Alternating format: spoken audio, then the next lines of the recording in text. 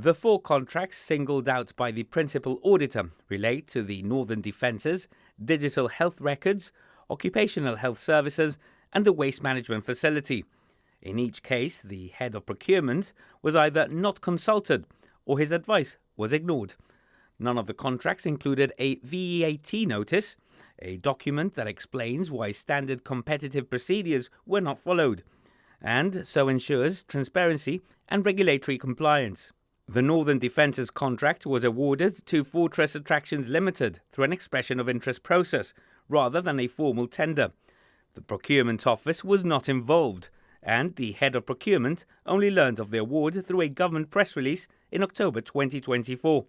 He said it was possible and probable that the contract value would exceed the £5.37 million legal threshold, and advised publishing a VEAT notice. He later attributed the failure to do so to an oversight. But the Principal Auditor warns that this exposes the government to the risk of the contract being declared ineffective by the courts if challenged.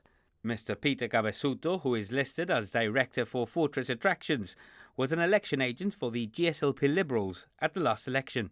In the second case, the Gibraltar Health Authority paid £700,000 to EMIS Limited to upgrade and extend its digital health record system, above the £663,500 threshold for this type of contract. The head of procurement told the auditor he was not aware of the payment, which was apparently made despite his earlier advice that it exceeded the legal limit and should have been put out to tender. A similar issue arose with a 3-year £1.1 million contract awarded last December to Maritime Medical Services Limited for occupational health services.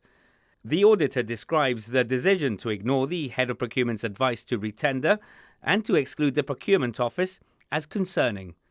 This case also raised potential conflict of interest concerns, as a GHA doctor, Dr. Carl Alvarez, was listed as a Director of Maritime Medical Services.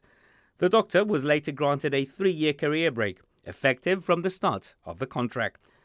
Finally, the contract for a new waste management facility, awarded to Recycle.gi in May this year, was also handled through an expression of interest process, without Procurement Office involvement.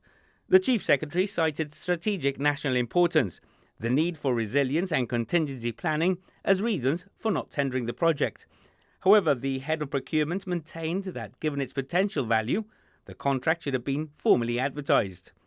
Recycle.gi is a subsidiary of Waste Management Services Limited, fronted by well-known businessman Elias Tapiero. In his concluding remarks, the Principal Auditor emphasises the importance of involving the Procurement Office throughout the procurement process.